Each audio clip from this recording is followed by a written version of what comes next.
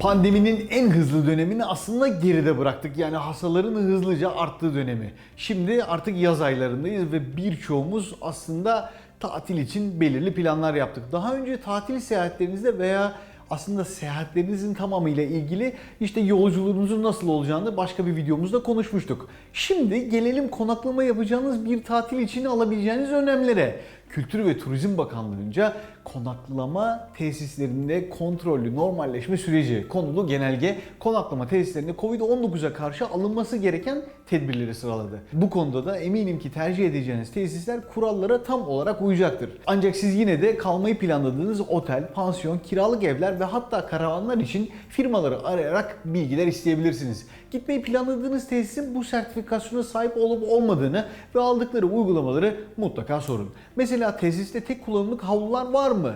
Yoksa yüksek ısı ile yıkanıp yenilenen havlular mı kullanılıyor? Odanızın temizliği nasıl yapılıyor?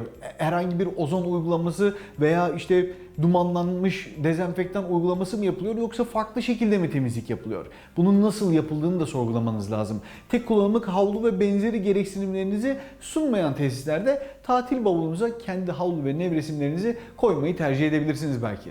Bu nedenle tatil öncesi ulaşacağınız yerde sizi nelerin beklediğini bilmeniz ve önlem almanız daha stressiz bir zaman geçirmenizi sağlayacaktır. Ayrıca otelin kapasitesi de tabii ki çok önemli. Bu dönemde ne kadar kapasite ile çalıştıklarını öğrenmek bu tesisi seçip seçmemek konusunda size bir yol gösterecektir. Mesela çok kalabalıksa veya tam kapasitede çalışıyorsa sizi belki birazcık daha fazla bir risk bekliyor diyebiliriz. Az müşterisi olan, mümkünse geniş plajı, plaja yakınlık mesafesi ve açık alanda yeme içme imkanı sunan tesisleri seçmenizi şahsen öneriyorum. Otel odanız uygun bir şekilde temizlenmiştir. Ancak yine de sadece Covid-19 için değil, tüm bakterilere ve virüslere karşı kendi önlemlerinizi de almanız gerektiğini unutmamanız gerekiyor.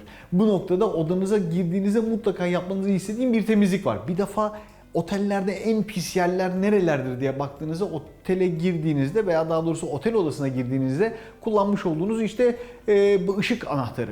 Diğer taraftan televizyonunuzun kumandası veya işte belki de otel odasındaki telefonunuz diyebilirim. Genellikle bu alanlar en az temizlenen alanlar. Belki de önemsiz olarak görüldüğü için. Kanalımızda daha önce bunun için bir video hazırlamıştık. Linkini de buraya tekrar ekliyorum. Bu videomuzu özellikle izlemenizi ve temizlenmesi gereken ek alanları not almanız çok önemli. Odanıza yerleştikten sonra yapılacaklardan bahsedelim şimdi de. Aslında bilgiler sürekli değişiyor ama yeni tip koronavirüsler hayatımıza girdiğinden beri çeşitli yüzeylerde uzun süre kaldıkları konuşuluyor ve bununla ilgili bilimsel çalışmalarla birlikte tartışma yayılmış vaziyette. Yeni araştırmalar devam ediyor ve aslında hala kesin bilgiler yok. Bu nedenle biz tedbirlerimizi uygulamaya devam edelim. Mutlaka dışarıda gezdiğiniz ayakkabı ve terlikleri mümkünse oda girişinde hemen çıkartın. Ayakkabılığa veya balkonunuza koyabilirsiniz. Ellerinizi ve vücudunuzu temastan korumuş olabilirsiniz ancak ayakkabılar bütün gün içinde fazlaca değişik alana temas ediyorlar.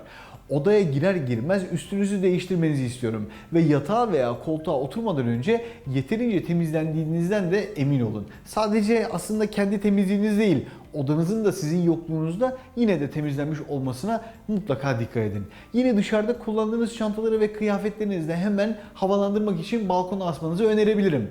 Az önce de bahsettiğim gibi rezervasyon öncesi tesisi arayıp bilgi almak gerçekten de çok önemli. Yani bunların hangileri o tesiste uygulanabiliyor? Bunların hepsinin bilgisi sizlere verilecektir. Balkonlu bir oda talep etmek tatiliniz süresince kıyafetlerinizi havalandırmak için oldukça işe yarayacak. Belki de otel odasında kaldığınız dönemlerde bile keyifli bir zaman geçirmenizi sağlayacak. Gelelim plajlara. Bu arada plaj ulaşımı için toplu taşıma araçlarını kullanmak diğer insanlarla yakın temasa maruz kalmanıza sebep olabilir. Ve plaja giderken genelde çok fazla insanın da belki maske kuralına riayet edeceğini düşünmüyoruz.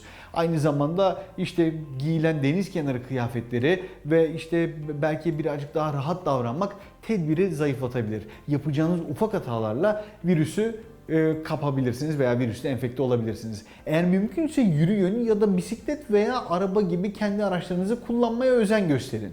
Ve hatta rezervasyon öncesi tesisi aradığınızda plaja yakınlık mesafesini de öğrenebilirsiniz.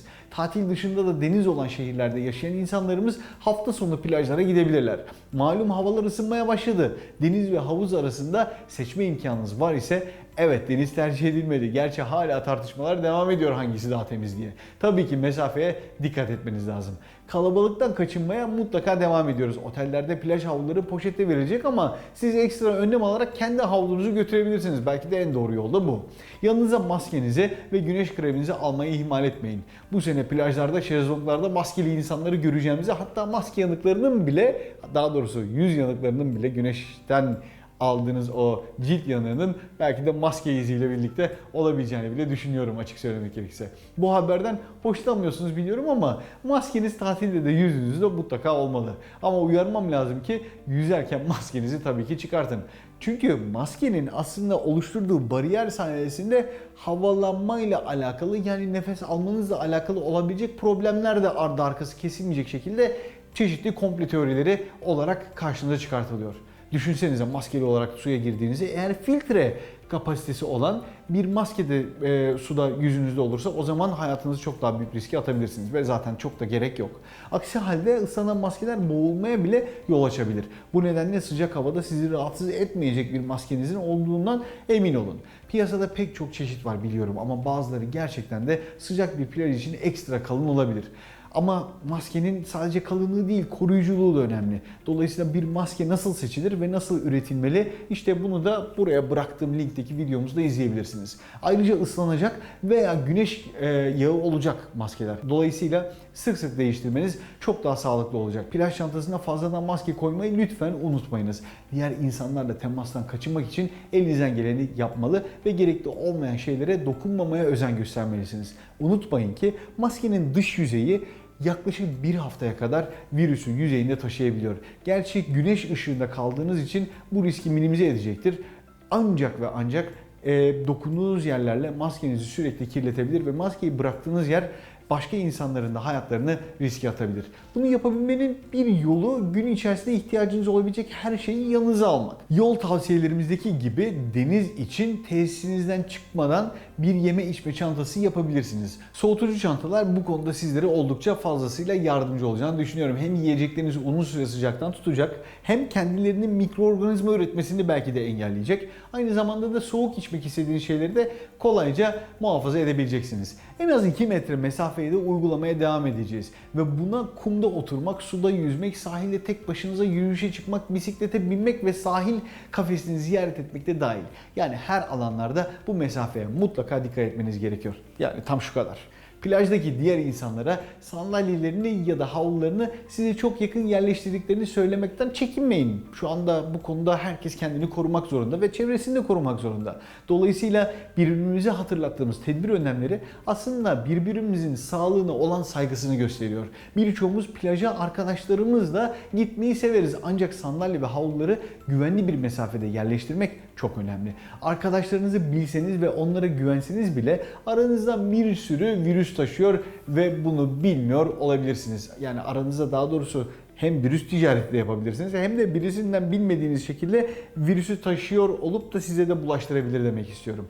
Ayrıca yiyecek, içecek, güneş koruyucu, havlu veya yanınıza götürdüğünüz herhangi bir şeyi asla ve kat'a paylaşmıyorsunuz. Bu kabalık değil, gereklilik, yani tedbir gerekliliği. Maalesef eğer bir plaj çok kalabalıklaşırsa oradan ayrılmanız gerekebilir. Bu nedenle kalabalıktan kaçınmak için sabahın erken saatlerinde veya hafta içi bir gün gitmeyi planlayabilirsiniz. Aynı zamanda akşam saatlerinde plajda bir gün batımı yürüyüşü de planlamak oldukça mümkün.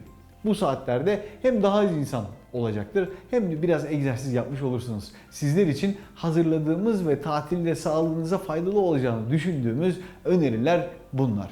Tabi seyahatle alakalı olan planlarınızla ilgili videomuzu tekrar buradan geri dönebilirsiniz ama yaşadığınız tecrübeleri de bizimle paylaşırsanız çok seviniriz. Bu konuda yeni videolar çekmeye devam ederiz. Evet, yaz uzun ve birçok şey hepimiz birbirimizden öğreneceğiz. Dolayısıyla yorumlarımıza kendi tecrübelerinizi paylaşın. Videomuzu son bir uyarı ile sonlandırmak istiyorum. Lütfen eğer hasta hissediyorsanız evde kalın.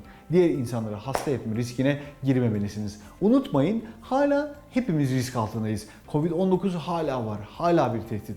Birçok insan hala Covid-19 virüsünü kapıyor ve bazıları bu hastalığı çok ağır atlatıyorlar veya maalesef atlatamıyorlar. Bu nedenle evden çıkmanızın riski arttırdığını unutmayın ve sağlıkla kalın. Görüşmek üzere, hoşça kalın.